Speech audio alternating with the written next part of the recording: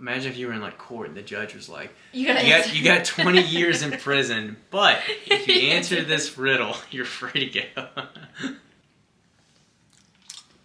Okay, you ready? His claws are... Oh, okay. There you go. Alright. Come on. You haven't been in a video in a while. Well, I'm only in it in passing. I know. I'm not usually a hello and welcome back to my YouTube channel. I'm Maddie and this is a guest.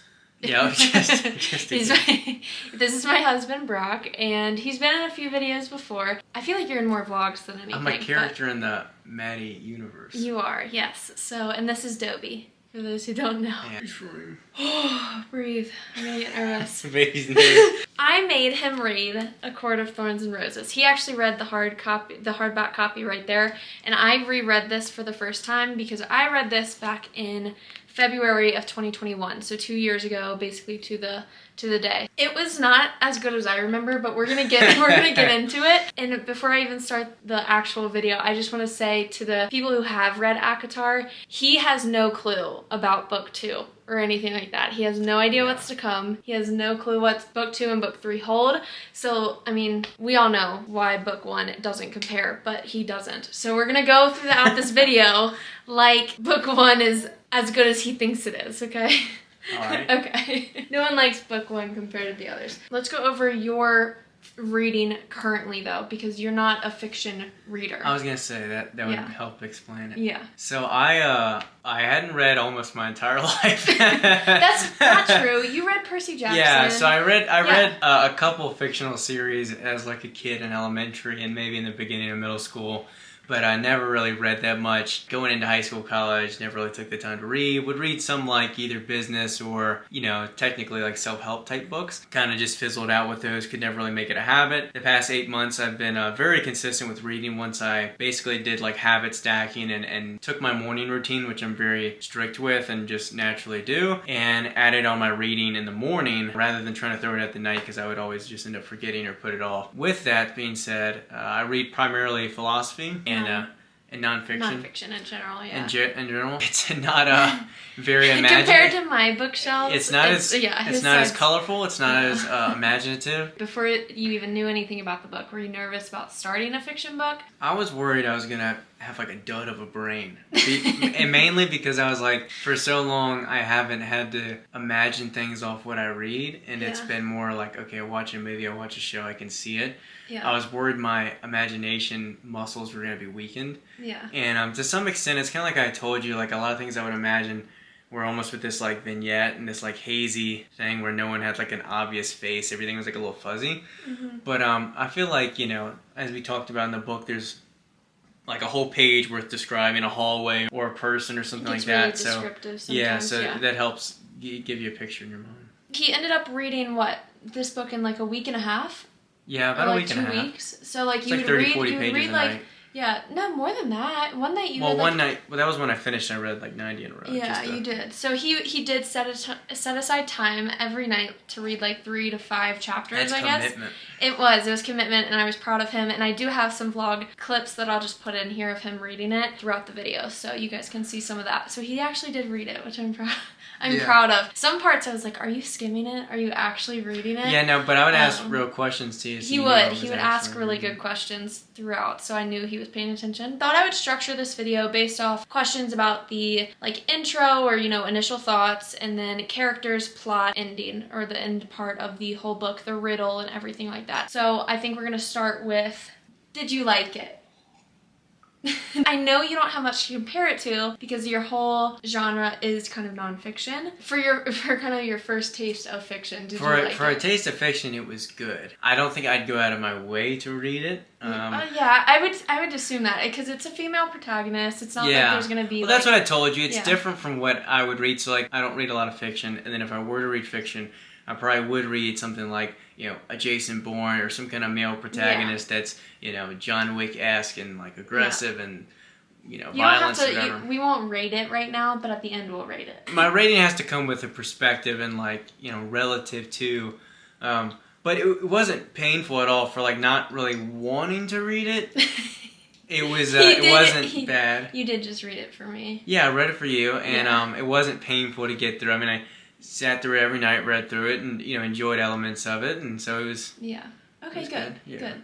Based on your thoughts of fantasy, how did this book compare? Did you think the fantasy element was like prevalent, or did you think that there would be more fantasy involved? And like, what do you think the other books fantasy-ish would be? It was roughly because I know nothing about fantasy besides what you tell me. It kind of had what I thought, where it's like the fairies are like chiseled and they're beautiful and they're like these like perfect beings, and then I don't think all fantasy is like that, but a lot of female writers write their makes characters sense, yeah. as that. There's a lot of like magic, and then they'll be like, oh, well, of course the fae could heal. It's like it's kind of like this like nonchalant thing. So there's not like a lot of explanation behind the magic or this or that, at least not in this book. So it kind of had all the elements of fantasy that I would expect. That's a good point. I didn't really even think about. They don't really explain it. They're just like they're fae. Yeah, they're just fae, and they don't really classify. It's kind of like one question I asked you, like what's high fae versus regular fae, and I mean you can infer from that, but by the end, I did notice that too, because you asked me at the end of the book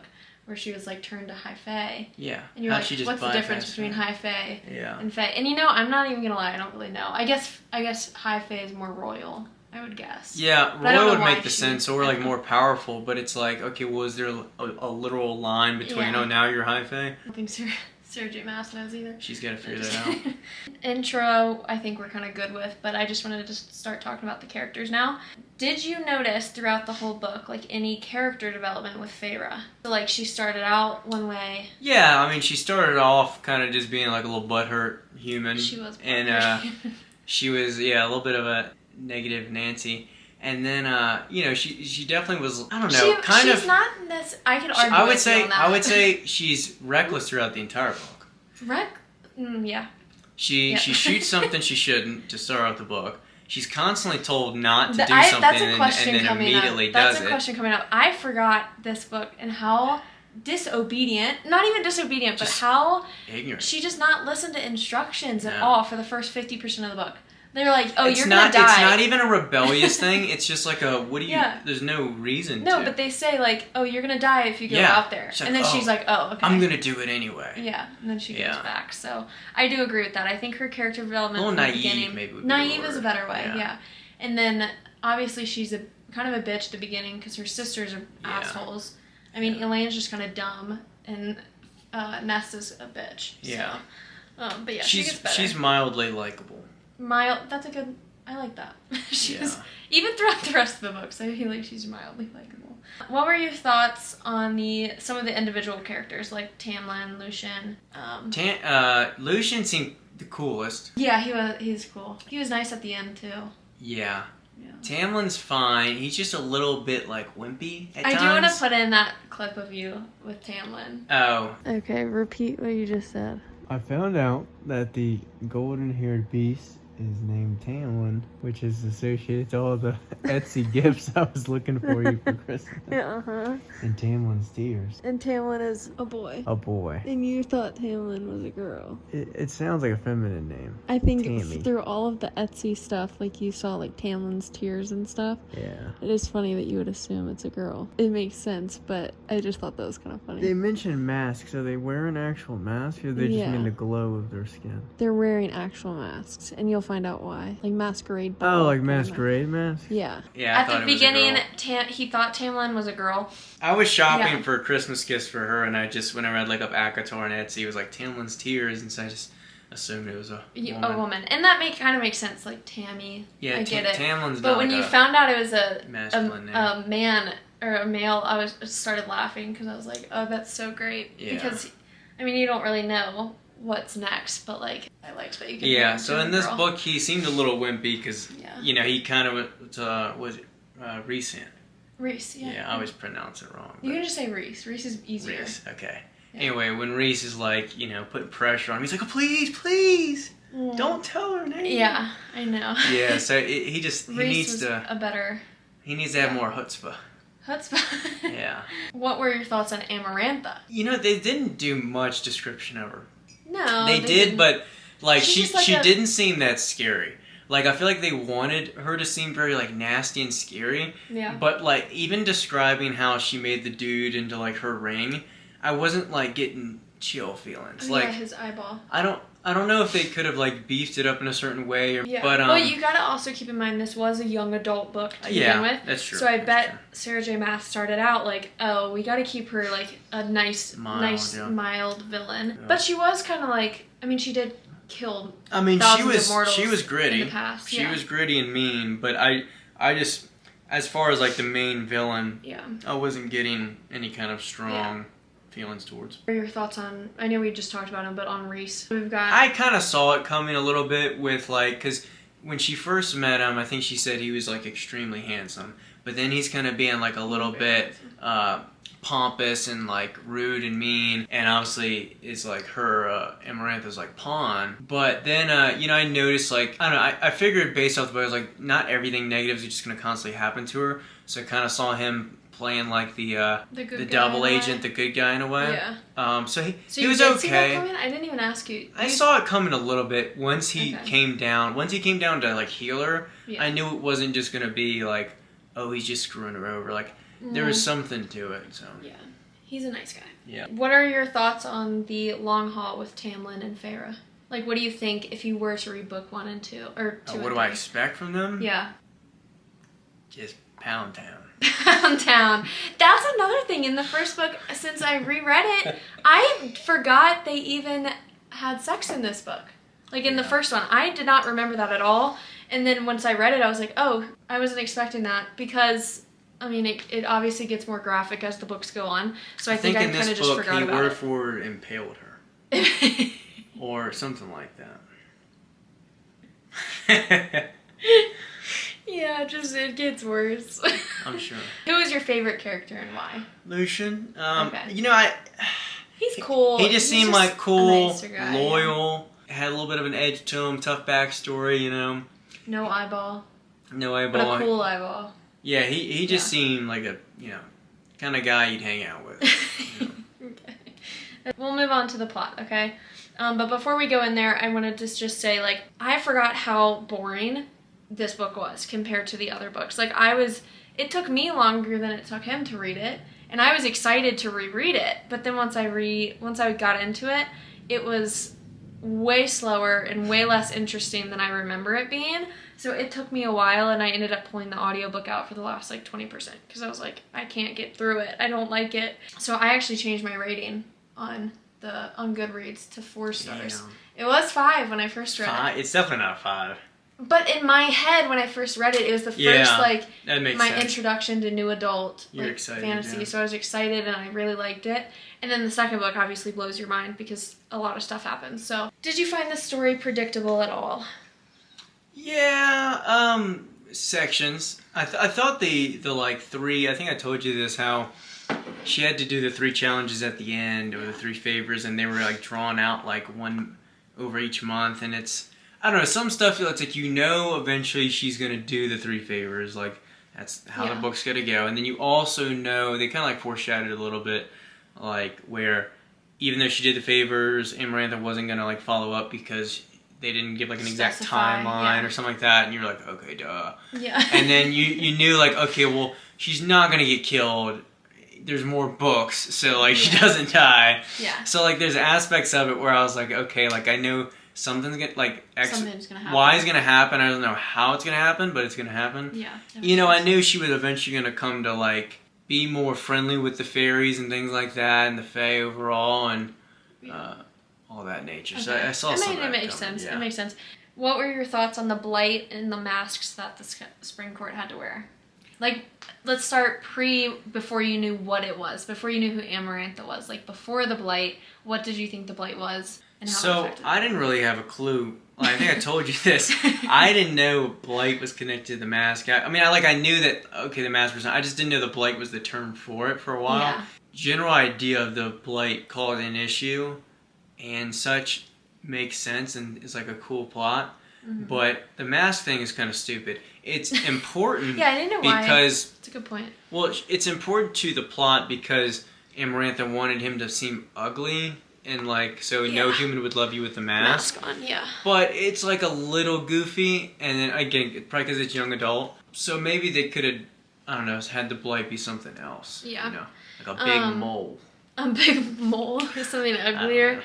Did you figure out the riddle before they said the answer? No. No, I didn't try. I didn't even try. I thought it might be a character or something like that, so I was trying to figure that out. Yeah, I thought that it screamed young adult when both the riddle, the love to the riddle was love, and all she had to do was say "I love you" to Tamlin. Yeah, that has young adult all written right, all over come it. on. Yeah. Both of the both of the answers had to be revolved around love, which I thought was really stupid. Love saves all. It does. It does, but I'm just saying it doesn't make sense for both of them to be love. I thought the riddle could have been a little bit more clever. Imagine if you were in court and the judge was like, you got 20 years in prison, but if you answer this riddle, you're free to go. Okay, so this is more specific to the plot in a certain part.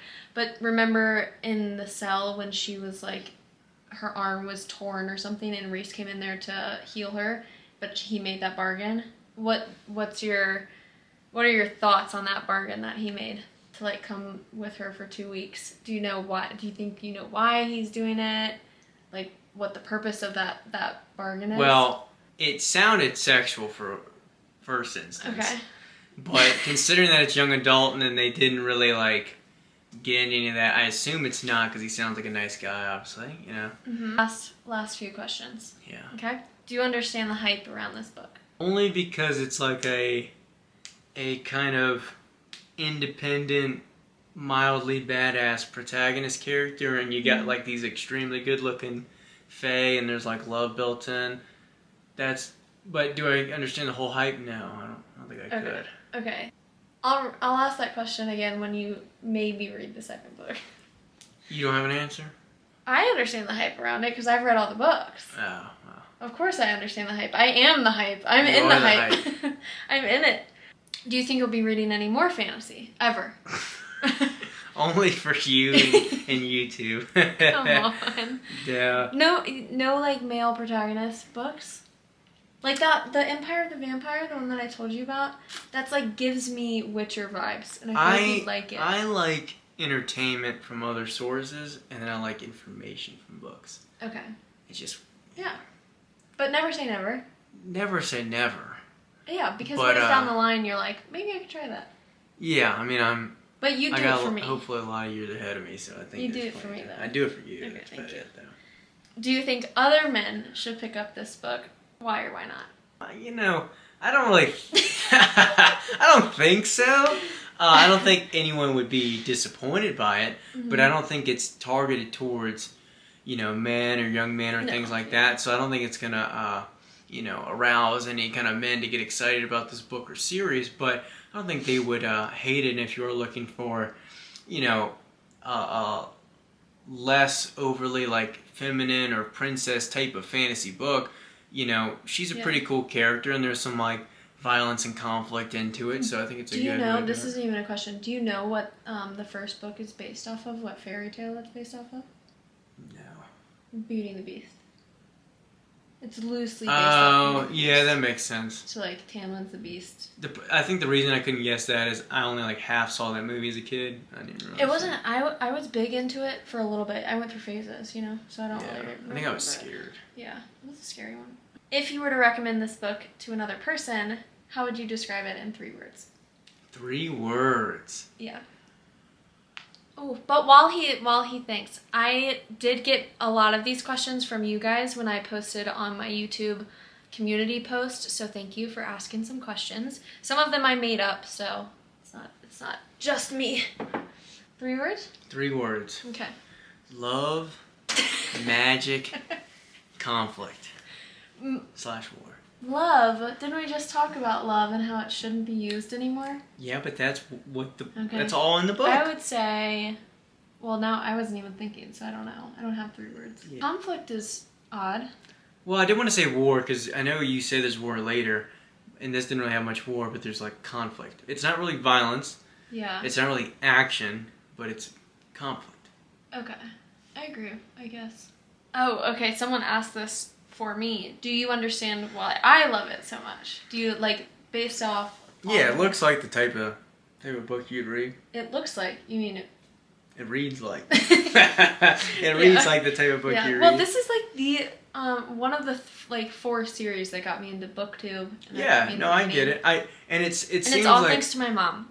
Yeah, it's she watches thanks, this. Mom. Thanks, Mom. It seems like a good series for most women and just I guess people in general. And Sarah J. Maas is known to have her like big plot twists, or like she's really good at kind of mixing the world up stuff. Seems pretty cool, you know. And it's it not just lacking. expands. That's what's so good about it, is that like you just saw the Spring Court and then Under the Mountain basically, and like a little bit of the Mortal Realm, but like all the other books, it just like fully expands, you know. And the so books. This is more from an aesthetic eye, but the books are like a clean, solid color. Consistent, they almost like have a little bit of like a Hunger Games type of look to them. Yeah, and you know, she kind of reminds me in that first chapter. She reminds me of Katniss. She does have Katniss vibes.